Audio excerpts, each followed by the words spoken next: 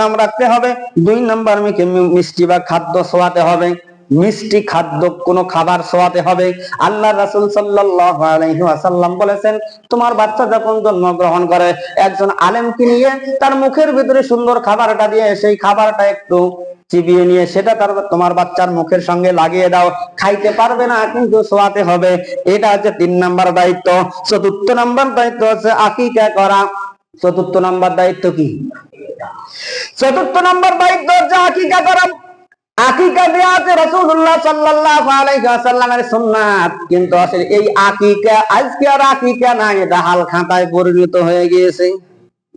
হালখাতা হয়েছে না? আমার কোনো চাহিদা নাই, কিন্তু পান আর খাতা কলম ধরে ফির বসে আছে।